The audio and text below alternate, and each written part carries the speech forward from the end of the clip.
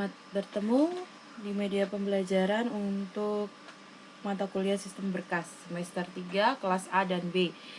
Untuk semester 3 kelas A dan B ini kalian ketemu Ibu untuk 2 mata kuliah ya, sistem berkas dengan struktur data.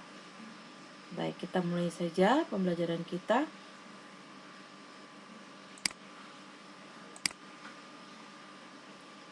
Ini materinya ya, ada sekitar 12 bab yang akan kita pelajari untuk mata kuliah ini, sistem berkas. Nanti kalian bisa baca setiap babnya itu.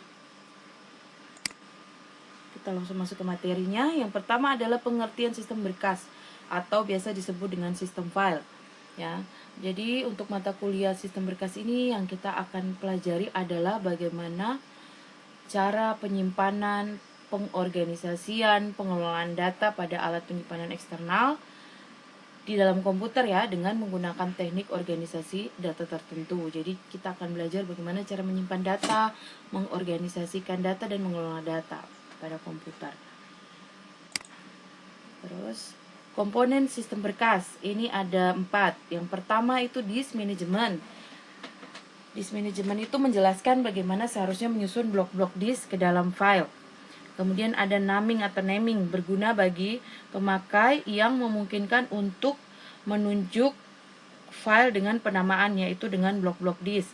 Kemudian ada protection, suatu cara untuk memproteksi pemakai-pemakai file dari pemakai lain. Kemudian ada reliability, yaitu file-file yang diperlukan tersedia jika terjadi kerusakan sistem. File-file cadangan bisa ya. Kemudian organisasi file.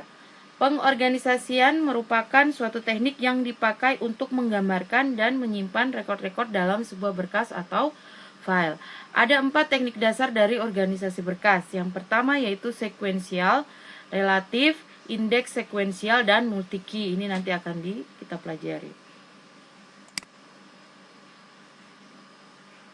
Secara umum, organisasi file ini berbeda dalam hal cara pengaksesannya, ya.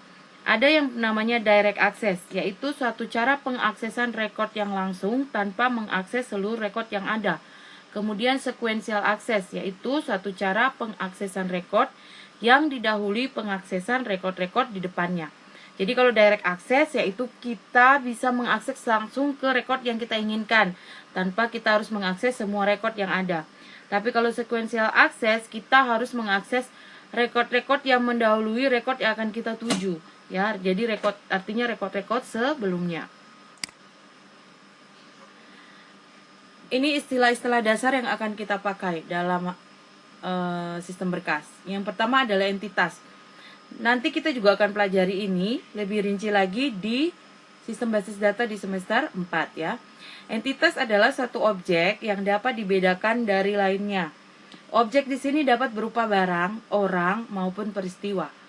Sebagai contoh, ini Ibu berikan adalah entitas, misalnya entitas gaji pegawai, atau entitas nomor telepon, atau entitas nilai ujian, atau misalnya entitas mahasiswa teknik informatika, atau entitas lebih rincinya lagi entitas mahasiswa semester 3 teknik informatika, ya, itu contoh entitas. Kemudian atribut adalah karakteristik yang menjadi ciri dari entitas. Contohnya entitas gaji pegawai terdiri dari atribut NIP, nama, jam lembur, tunjangan, gaji pokok ya. Jadi NIP, nama, jam lembur, tunjangan, dan gaji pokok itu adalah atributnya. Misalnya entitas mahasiswa ya, atributnya itu bisa apa? NIM, nama, alamat misalnya, jurusan atau program studi, yaitu adalah contoh atributnya ya, seperti itu. Kemudian item data adalah tempat penyimpanan tiap atribut dari sebuah entitas. Contohnya adalah item data untuk nama mahasiswa. Biasanya disebut field, namun dipakai untuk menunjukkan tempat di mana item data disimpan. Jadi biasanya item data itu disimpan di dalam sebuah field ya.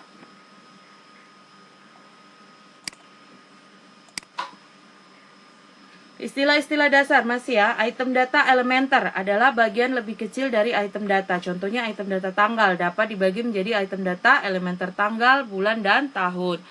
Atau misalnya item data jenis kelamin dapat dibagi menjadi jenis kelamin laki-laki dan perempuan, atau item data agama bisa dipecah lagi menjadi item data elementer agama Islam, Kristen, Hindu, Buddha, dan lain-lain. Kemudian record adalah kumpulan item data yang saling berhubungan. Berkas atau file adalah kumpulan record yang saling berhubungan. Nanti kita lihat ya mana yang contoh, mana yang record, mana yang item data ya, atau field. Nanti ada contohnya Ibu kasih. Oke, ini contohnya ada file siswa ya, atau file mahasiswa ya. Di sini ada NIM, nama, alamat, kemudian ada isiannya. Di NIM itu ada 11010020, kemudian nama ada Dini Wahyu Widarti, alamat Singosari, dan selanjutnya ya. Nah, ini dari file siswa yang ada, dia memiliki 3 field. Fieldnya adalah ini ya, NIM, nama, dan alamat. Ini yang namanya field, name, nama, alamat. Kemudian dia juga memiliki 3 record.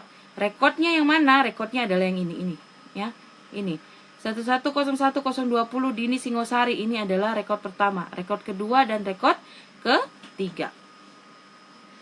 Oke, ini ya contohnya. Jadi kalau misalnya ditanya dalam file siswa ini terdiri dari berapa field? Berarti 3 field, NIM, nama, dan alamat. Terdiri dari berapa record?